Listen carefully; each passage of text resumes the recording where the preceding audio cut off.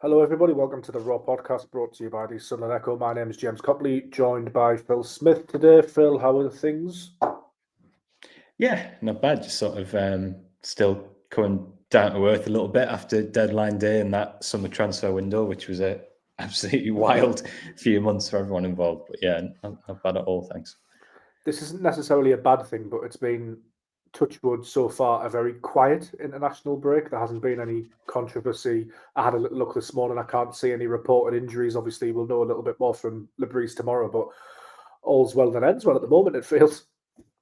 Yeah, I actually think it's been quite nice to have a little bit of a pause as well, actually, because it never felt like we never really had any kind of break because the Joe Bellingham deal went through something like 2 weeks after Wembley, I think, and obviously it had been brewing for some time, and then we just went straight into this absolutely sort of remarkable like summer recruitment drive, and then into pre-season, and so in some ways it feels like the first actual proper slowdown since like I don't know that weird run before the playoffs. So yeah, I've actually quite enjoyed having a bit of a chance to sort of like pause a little bit and reflect on the last few months and stuff because it's not been like anything I've covered really since I started doing this job. So I've actually quite enjoyed a bit of a pause. But as ever, once you get to this point, you're desperate for the football to come back, aren't you? So I have enjoyed it, but yeah, definitely ready to get stuck in again.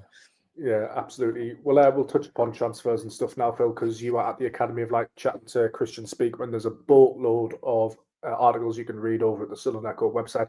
Phil, what were your impressions of the mood up there, firstly, and what were your headlines from the chat with Speakman? Yeah, I think definitely satisfied. I think would be the word I think that I would use because I think that they were able to execute a huge amount of what they wanted to be able to do this summer, which is always kind of um, a nice thing for the club, I guess, to be able to reflect on. I think definitely that the mood is a bit of a balance between I think being really proud of how quickly the club has developed over the last few months and the work that they've done over the summer, and also a kind of a caution really where I think everybody understands that the gulf between the Championship and the Premier League is absolutely massive, and I think that underpins everything really around Sunderland in terms of really bullish, really ambitious about what they want to try and do, not just this season but in future seasons, but also trying to respect the fact that you can't underestimate the size of the gap between the Premier League and the Championship, and I think I think cautiously optimistic, I think, is how I would best sum up the mood around the place. And I think that's not just kind of last week. I think that's been for a while. I think there's a real belief in the way that they work and the strategy they have can kind of make this club a stable Premier League team. But I also think like there's definitely a desire to be respectful of the level of competition and the fact that even having a window like this, it doesn't guarantee you safety by any stretch of the imagination. But very satisfied both with the window and getting 2 points in the first three games. That is a real, yes, the fixture list has probably been a little bit generous, but that is a massive kind of step in the right direction. It might not have been one of the most headline-grabbing articles that you did, Phil, but I thought it was certainly the most insightful was when you spoke to Speakman about the process of persuading a player to come to Sunderland. I Yeah. found that fascinating. Talk us through that because I thought you gave a really good, strong, detailed answer on that. Yeah, I think it was obviously trying to kind of wrestle with this question of how do you basically, I suppose, is how do you get someone like Granit Xhaka to come and join a club that is potentially going to be fighting for its life in the Premier League and leave European football, and a team that almost went unbeaten for the whole season a couple of years ago in Leverkusen.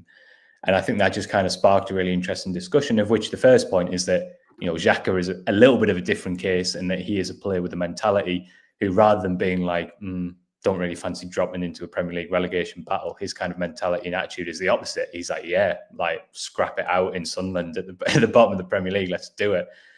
So I think he's a little bit of a unique case, but I think it was really interesting to get that insight you mentioned. And what's really clear is that Sunderland have done a lot of work in how do we sell this story, especially to young players? How do we sell, when they have all these different options, how do we sell the story to them that makes someone to come and play for us? And like, obviously, there's absolutely no point trying to be too clever about it. The Premier League and the finances of the Premier League are a massive factor in that. Every young player really across Europe wants to come and play in the Premier League for sport and financial reasons.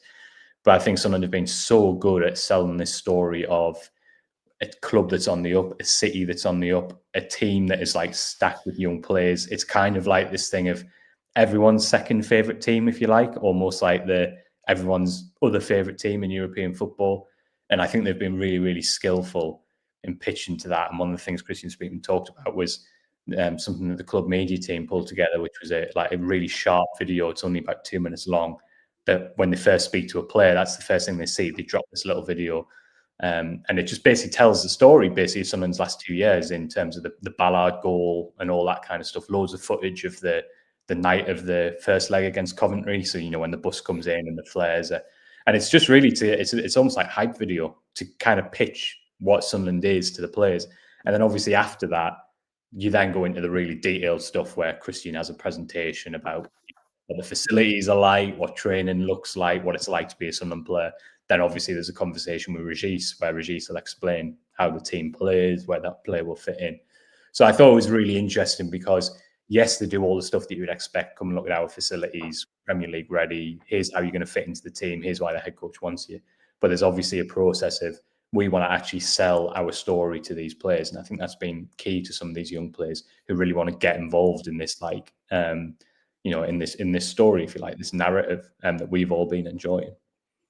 The fan angle, Phil, of that I find particularly heartening because I feel, particularly the last time Sunderland were in the Premier League, that wasn't leaned on enough. I think players and people in the game know how big a club Sunderland can be, but it really lacked that sort of connection between fans and the project. And now it all feels like they're all singing off the same hymn sheet. Everybody's involved. The club has an identity now, from the fans right through to the academy to the first team, and that can be a very, very unique selling point. Well, I think it's not even just Sunderland leaning into it now. I actually think it's the complete opposite, where I think there were probably times during Sunderland's demise where the fans were it was deflected back on them, wasn't it? In terms of it's not, it's not a great place to play. It's crowd on your back if you make a mistake. And I think one of the most satisfying things of the last few years really is just having that kind of complete myth just put to bed. Yeah, it's not a very happy place if the team loses every week and plays really badly. I'm not sure that's a particularly Sunderland thing. Exactly. I was going to say, but nowhere is it? I mean, you go to any club up and down the land. And I think the fact that the club are really positive about the fan base and have worked really hard to sort of foster that connection is now paying off handsomely. And as you say, you're really right to point that out. This is now a massive tool that Sunderland are using in their recruit to quite literally come and look at the atmosphere in the city, come and look at the buzz that our fans create, come and look at how they get behind this young team, come and look at how they've bought into what we're trying to do and how they'll get behind you. So I agree with you. It's a really, really heartening thing because it's something that, if anything, was almost painted as a negative in the past. And I feel like that story has been completely turned on its head. And that's not just the new signings either. That's the contract renewals, isn't it? It's this feeling of, this is a story that people want to be part of. And, fingers crossed that continues because it's a really cool thing. It really does feel like someone having a bit of a moment. Absolutely. And that's not just the club either. That's I think there's a real sense of pride across the board, isn't there? And the football is obviously a central part of that. It's a really nice feeling, and hopefully that's something that we can keep going. Even if there's a little bit of dip of results, even though we know December's potentially going to be really scary with half the squad at the African Cup of Nations, and we play Man City twice and all of that. Hopefully that's something that can just keep building because I think it has been so powerful, and it has absolutely been a factor in being able to sign these players. Obviously, the Premier League is the big thing. I don't think anyone's trying to be too clever about that, but Sunderland have definitely been able to position themselves in a way that these players want to come and be part of it. Do you think they've learned a little bit from past mistakes as well? Obviously, the Premier League allows you to operate at an entirely different level in terms of money, pull, gravitas, all of that sort of stuff. But just thinking of Sunderland's summer signings, the foreign lads can all speak very, very good English. We know that was a little bit of an issue in the past with players like Nazrous and Jefferson Bennett. Having three strikers at the club, three strikers seems like a bit of a fever dream, doesn't it? They really seem to have sort of pushed on their strategy. Yeah, I think so. I think that's definitely a big factor. I think that obviously one of the things that the extra finances enables you to do is it enables you to take fewer risks. And I think that's a massive factor. You can be a bit more, you don't have to gamble as much. And I think that some of the mistakes or some of the bad signings Sunderland made sort of through the Championship era, I think in fairness, part of that was them trying to find better value for money than their competitors. And I think that's something that they haven't had to do as much this summer. They've been able to maybe go out for slightly more established players, slightly more experience. And I think they've got a nice blend, because ultimately the vast majority of the money has been spent on those players who, you know, still have room to develop and still can grow with the club. So I don't think there's been a huge sort of sea change, but I think with the pull of the Premier League and the extra financial impact, I think what that has allowed them to do is to play a little bit more safer, if you like, in terms of some of their signings, and adding players who you basically know are pretty much going to be able to compete at this level on day one. And we've seen that in Xhaka, Reynaldo, Mukele. So I think that that's kind of the privilege of the Premier League, if you like. But of course, what they had to do was convince those players to make the leap, and that's what, you know, we talked about, previously. There has been really, really important. There's been structural changes to Sunderland as well this summer, Phil, including Florent Gasolfi coming in. How does that dynamic work now with Sunderland essentially having sort of two sporting directors? I know Gasolfi's job title is slightly different, but when Gasolfi first came, I was wondering if Speakman might sort of go a little bit into the background, or the roles might change slightly, but he still seems to be sort of the figurehead of the club, doesn't he? The voice that you hear, the words that you read will be from Kristjaan Speakman. Yeah, that might be something that changes a little bit over time, but I think it kind of makes sense to Speakman to be kind of the public face, if you like, because supporters are familiar with him. Obviously, he's very comfortable with the language, and he's been here for a long time, so it's easy for him to have those discussions, I think. It's really interesting, because my impression of it is that there aren't really defined roles, if you like, in terms of this person looks after this thing and this person looks after this thing. Now, I suppose there's an element of risk in that, but it also seems to be working fairly well for Sunderland. I think it's very clear, and you know, I think credit to Kristjaan Speakman, he's the first to put his hands up and say that Gasolfi's arrival has allowed them access to markets and contacts, and that they might have struggled to previously. And one of the big things that Speakman said is what it allows us to do is it allows us to work on multiple transfers at once. And that's kind of been a bit of a game changer for them in terms of the speed that they've been able to work at, because it's not like focusing on one deal and then moving on to the next one. They're able to be across a few different things at a few different times. So I think it's something that Sunderland have a really unusual structure, I think, and that it's quite loose and it is genuinely quite collaborative. And I don't think anyone's under any illusions that like Kirill drove the Granit Xhaka deal, like was a huge part of those talks and was kind of leading that. Some sporting directors around the world might get a little bit twitchy at that, because they might feel, you know, it's treading on their toes a little bit. I think it's probably credit to Sunderland that they're able to have a little bit of an environment where whoever can get the deal done goes and gets the deals done. We've seen Lebris at times lean on his contacts to bring in players that he knew. So I think it's quite a loose structure, and I think that has been really to Sunderland's benefit this summer. I think football's quite an ego-driven environment, so I think it's quite cool that Sunderland are potentially able to operate in that way. How that'll pan out in the future, I don't know, because inherently when you have a lot of different voices, obviously it can at times lead to some friction, but that doesn't seem to have been the case so far, which is quite exciting. It'll be really interesting to see how that goes over future windows. That's a really interesting point that you raised that I actually hadn't considered, about multiple people being able to work across multiple transfer windows, because there has been a little bit of frustration from Sunderland fans in windows past that business would be left late and it wasn't fast enough. That definitely changed this summer, didn't it? And from a practical standpoint, it makes complete sense, doesn't it? If you have two men able to do one job, then you can get more done. That would be in any walk of life, at the Sunderland Echo, at Nissan, anything. Yeah, and I think it's not like totally unusual in football. I mean, it is quite unusual. Most clubs don't do it, but you see Chelsea have co-sporting directors, and that kind of makes sense when you look at the sheer volume of transfers that they get through, because obviously bringing players in and then moving them on is quite a big part of their business strategy. And I know Brentford did it for a while as well, where they had co-sporting directors. So I think it's probably something we will see more of moving forward. I think Sunderland will be slightly kind of ahead of the curve, if you like, on this.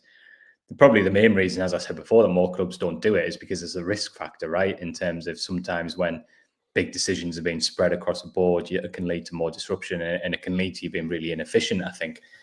So it's interesting to me that this has been a pretty seamless process since Gasolfi came in. I think you have to give credit to Kristjaan Speakman for that, for not getting, I suppose, like defensive, if you like, about the fact that there was a director of football coming in.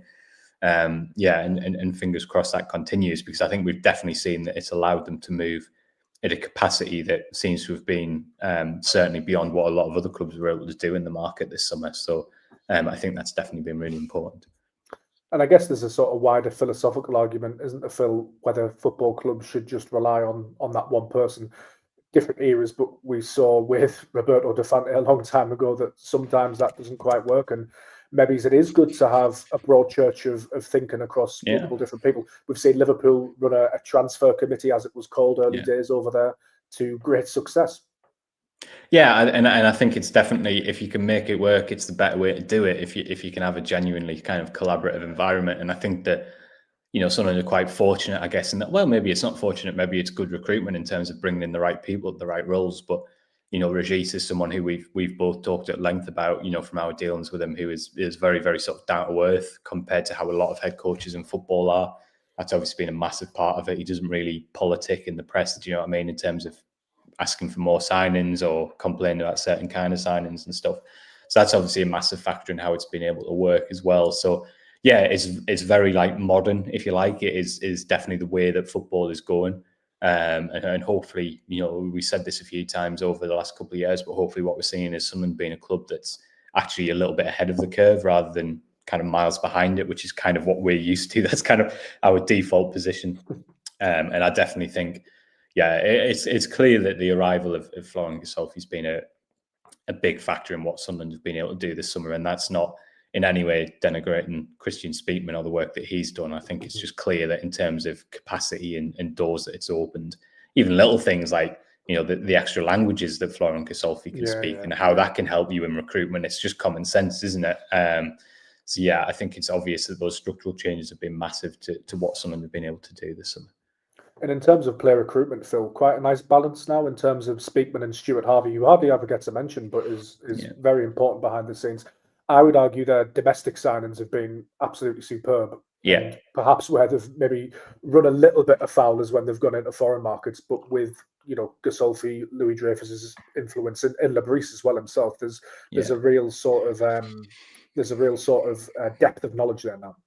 Yeah, absolutely, and I think that's a kind of an important point, because we're certainly not suggesting that Sunderland have reinvented the wheel or cracked it, because there are 5 or 6 players currently on the fringes of the squad, right, who are on long-term contracts, taking up quite a bit of money of wages, who Sunderland are struggling to find new clubs for. So it's absolutely not the case that Sunderland have solved transfers, but that's the reality of any club. You're never going to get them all right. So I think it's a really, really interesting point that I think. As I said before, I think the beauty from a Sunderland perspective of the Premier League finances, it probably allows you to play a little bit safer in your recruitment, and certainly in bringing in players from abroad, because you don't feel like you constantly have to try and find edges and take gambles that other clubs, maybe in the Championship environment where they have parachute payments, they can take the safe options and you can't compete with them financially. So I think that definitely helps. But I agree with you. I think having those people in the building who have those kind of knowledge and connections within the European market can be really, really powerful. And I think we've ultimately seen Sunderland kind of bring that to bear this summer. They've been so ahead of the game when it comes to bringing in these players. And I think what you can see as well probably is a nice blend between knowing those markets and also having an understanding of what's required in the Premier League. Like we have seen, if there's a common denominator between all of Sunderland's summer signings, it's athleticism, isn't it? Yes, they're good players. Obviously, they wouldn't be at the top level if not. But there's clearly been a priority to bring in players who can compete physically at the level. So I think it's a nice blend between knowing what players are available and what their attributes are, and understanding what Sunderland actually realistically need this season, which is players who can suffer out of possession. Yes, they're good players, but they can get through a lot of work as well. One of the big things Kristjaan Speakman and Kieran Louis-Dreyfus really brought to Sunderland was a proactive handling of contract management, Phil. There are 2 really headlines at the moment, Dennis Cirkin and Dan Neil, who are obviously entering their last year. What's your gut feeling on that from the questions asked of Speakman? Doesn't seem to be a huge amount of progress, to be honest. I mean, Kristjaan Speakman always keeps his cards quite close to his chest when it comes to contracts, but it's an odd one. It doesn't feel overly positive, if I'm completely honest, just because of how much time this has been going on for. I mean, this is probably the 4th end of window review I've done in a row where I've been asking about these questions, and obviously in both cases now, there's the added sort of complication really that neither has a particularly obvious pathway to the team. Neil looks like he will certainly get opportunities during the Africa Cup of Nations later this year, which could be a really important moment for him to try and prove himself at that level. And I guess similarly with Dennis Serkin as well. These are both players that are potentially going to come into the team in December. So it's going to be really interesting to see how that develops. But the initial implications at the moment don't seem hugely positive. I know you spoke to Lebris, didn't you, I think it was before the Brentford game, and he was quite confident on Dan Neil, or remained very optimistic on Dan Neil, so we can definitely take some encouragement from that. Still didn't say much though, to be fair. Yeah, but at the moment, excited as Lebris at the moment, it doesn't feel like there's been a huge amount of change over the course of the summer on those, and that is definitely something that, I think it definitely has to be flagged up as a bit of a concern, I think, doesn't it, at this point? I think so. It's probably worth pointing out, though, that Sunderland have done quite well elsewhere in contracts. Obviously, Chris Rigg, 5-year deal. Mayenda, Lebris, I think, 09, penned a 2-year deal. There might be another couple that I'm forgetting, but generally it's something to do quite well on. So I would suggest, without knowing the inside story of both, that there's probably a little bit of a difference. Usually it comes down to money, these things, Phil, don't they? As bad as that sounds. And there's probably a difference of opinion there. Well, money, but also now opportunity, and that's what I'm saying. That's probably one of the reasons why I'm less optimistic now than I would have been at some points, because now there's obviously a clear sort of playing time dynamic to it, isn't there? Whereas with both these players, their role in the team moving forward is uncertain. As I said, they're going to get those opportunities later this year. But yeah, I think that potentially it's going to be a real headache for player and club in January if neither of these players is in the team at that point, and they're heading into the last 6 months of their deal. It's going to be, obviously, someone are going to have a difficult decision to make from a PSR perspective, because ideally you don't want to lose any players who you could potentially recoup some money from for free. And those players will be looking at it thinking, is it time to start thinking about getting a move where I can get into the team? I'm obviously getting ahead of myself there a little bit, but I just think that the summer transfer window has added an extra layer of complication to those talks. But yeah, let's see how they develop. It's very clear that nobody's kind of given up on it, if you like. It doesn't feel, with Stewart and Clark, it felt like we knew from quite a long way out that there wasn't going to be a resolution. And yes, talks were got promoted. Yes, talks were being held, etc. But you never had any real sense that, as you mentioned, unless someone got promoted, that anything was going to change on that front. It doesn't feel like we're at that point with these two yet. I think that's something that I would probably stress. It definitely doesn't feel like, oh, listen, it's inevitable that they're off. It's just a matter of when. But I think, as you mentioned, the fact that there have been so many other renewals this summer, I think tells you that there are obvious kind of challenges with these two that at the moment, haven't been able to be overcome. Do we feel a little bit sorry for some of these lads, Phil? I know I certainly do. I understand the Premier League is brutal. You've got to upskill, you've got to improve. But just thinking of the things we've said about Anthony Patterson, Dan Neil, Dennis Serkin over the years, Patrick Roberts, who we both love, and thinking to Alan Brown's comments to BBC Tees over the weekend as well, where there's a little bit of a sense that he didn't necessarily get the opportunity to prove himself or haven't had it yet. That saying, it's a double-edged sword as well. Dan Neil and Dennis Serkin probably could have signed their contracts last summer, but didn't, because they wanted to see what Sunderland did in the Championship and where they were in 12 months' time. So there's a lot goes on, isn't there, with these sorts of things?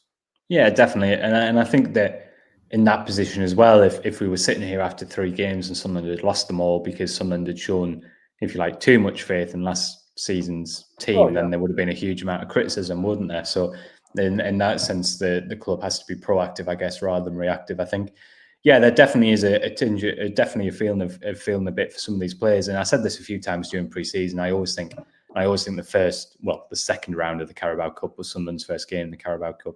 Always feels like a bit of a hiding to nothing for these players, because they get put in alongside either out of position or alongside a lot of academy players without a lot of senior experience. And it's like, well, go on, prove you should be in the team.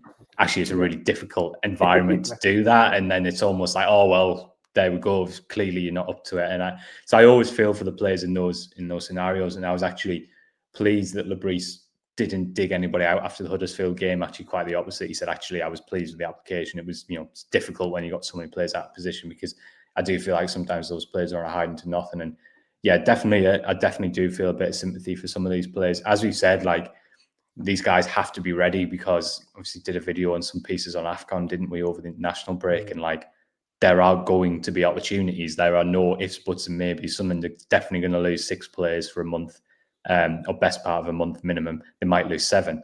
Like Dan Neil is going to play. Dennis Erkin is going to play. So these guys, although it might be a really, really difficult period for them at the moment, they just have to use this training time to be ready.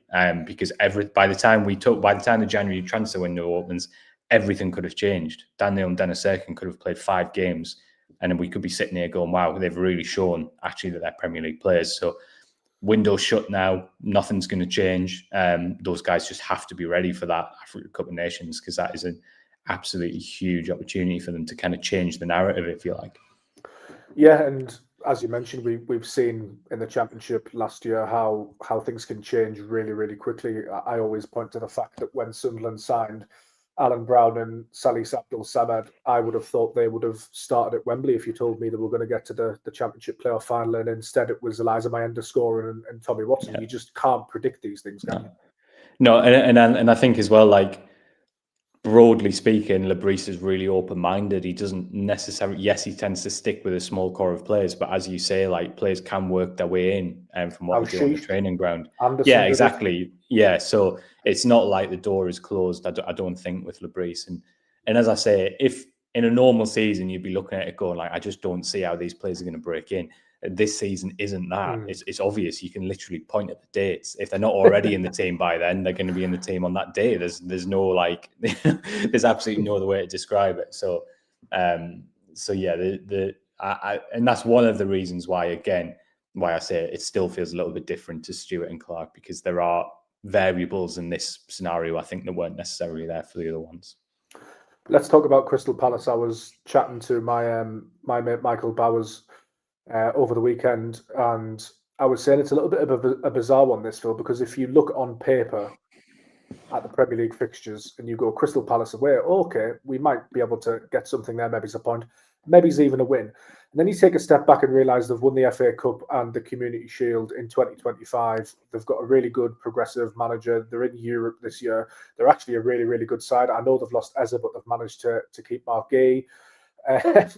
It really underlines the depth of the Premier League that, you know, Crystal Palace are such a strong side and this is such a strong test. But you're looking at it going, well, it's not Arsenal, Man City, Liverpool, Tottenham away, so you might have half a chance. And in reality, it is really, really tough. Yeah, it's an unbelievably difficult game. And I think what you're saying there is absolutely right and completely speaks to what we were saying for most of pre-season, really, which was Sunderland could be good this year and still get relegated. And the point that we kept making was that the difference between when Sunderland were last in the Premier League now is that there aren't a load of teams in the middle of the Premier League who are kind of basket cases, who are kind of one season away from just getting dragged into a relegation battle. The mid-table teams are so strong and so well run and have such deep squads, and Crystal Palace absolutely fall into that category. Whereas you say from the outside, you can look at it and be like, wow, a bit of a stressful summer. They've lost Eze, obviously some unrest over, you know, as you mentioned there, Marquee and what have you. So, but the reality is, it's a very, very good, strong side and excellent at home. I think that's already emerging as a key story this season. I think it's clear that Sunderland have a strong chance against most of these teams on home turf. Away from home, it's going to be really difficult. But I'm fascinated to see how we go, because obviously the one away game we played this season was disappointing. But, you know, that was quite it was Burnley's first home game of the season. Obviously, we missed some big early chances, which could have completely turned the direction of the game. So, yeah, this feels like we're saying this every week, and that kind of sounds daft when you keep saying it, but it is true. Like, it's a game where we're going to learn a lot, I think, about the level of this team. The big positive I take is, you know, it's not always amazing to watch, but defensively, we have started the season really well. We have good structure, happy absorbing pressure, and that always gives you half a chance in games. So if that's something that someone can continue, then there's no reason why we can't pick up points on the road. Talk to me about that defence, Phil, because we've got Gertrude possibly fit and available now. Would you keep that same back line? I think the caveat to that is that Alderete played 90 minutes for Paraguay yesterday, so that's going to be obviously a long travel home, and he might be a little bit fatigued. But take the positive, Sunderland do have options there now, which is really good to see. I'd be really surprised if there were any changes to the defence, first and foremost, because they did well. I think that obviously we're kind of waiting to see whether Den Ballard will be involved, but it always felt like it was going to be tight for this weekend. And realistically, do you want to take a risk with a player who's had There's injury? no need to rush him now, is there? Now I don't think so. So I think that's unlikely.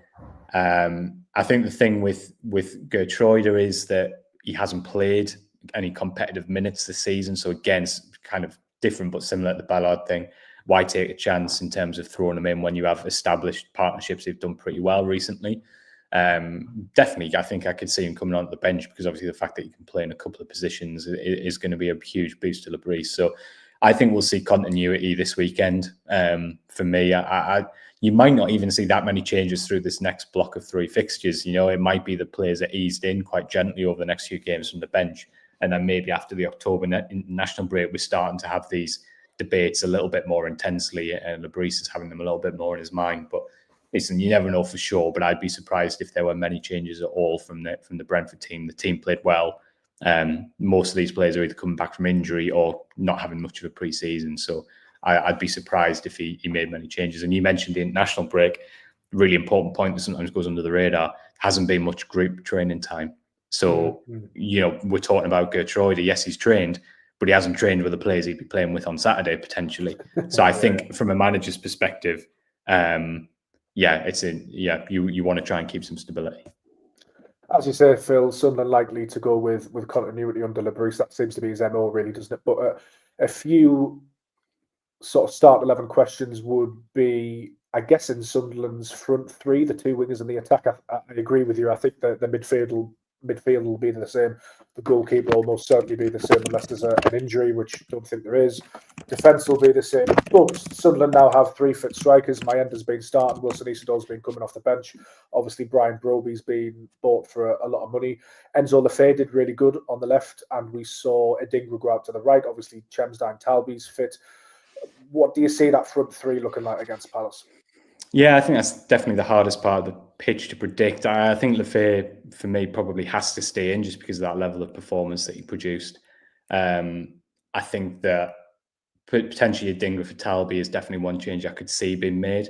But I think Talby's really diligent in his defensive work and away from home. That might kind of give him the edge. So I'm not certain that that'll happen, but that's definitely one I can see. Again, I'd be surprised if Broby went straight into the team just because of that pre-season and lack of minutes factor that I mentioned. I think there's a good chance that he probably is eased in quite gently. And for all, like, it's really tempting to make a case for Isidore, and there's a strong one with 2 goals. The flip side of that is he's making such an impact off the bench, and his versatility off the bench is so great. Why not just kind of keep that going, keep that rolling forward? So, my instinct is there might be very few changes, if any at all, to that front 3. But we'll wait and see, of course. And how do you see the game going as well? I mean, I've said this about every Premier League game so far, and I'll probably continue to say it, but the onus would be on Crystal Palace to attack. It surprised me against Brentford at home, actually, the amount of possession that Sunderland were able to have, and I think that's a very good thing. Obviously, it showed Sunderland could perhaps win a different way, but I just think Crystal Palace slightly different. They tend to be quite front foot, don't they? And they press quite high as well. Yeah, and I think we know how Labrie operates, and I don't think there's going to be many, if any, away games this season where Sunderland go and are super aggressive, run on the front foot and leaving loads of space. I think they'll be really happy to say to Crystal Palace, we know that you're certainly a threat in transition, and can you break us down? Can you sort of break our structure down? The reality is that yes, Sunderland want to go and win the game, but if Sunderland take a point away from this game, it's a point gained, isn't it? And so I think that it'll be about a solid structure out of possession. It'll be trying to hit Crystal Palace on the break.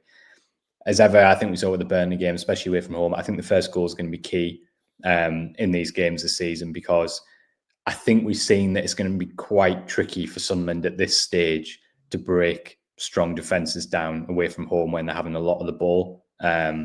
What they definitely can do is catch teams out on the break and hurt them on the break. So similar to the Burnley game where the first goal felt absolutely massive, with Sunderland obviously spurning those chances, I think the first goal could be massive here. But I'd be surprised if we saw Sunderland deploying a high line and an ultra aggressive high press. I think this will be defend the box and try and pick our moments to use our speed and our quality on the break.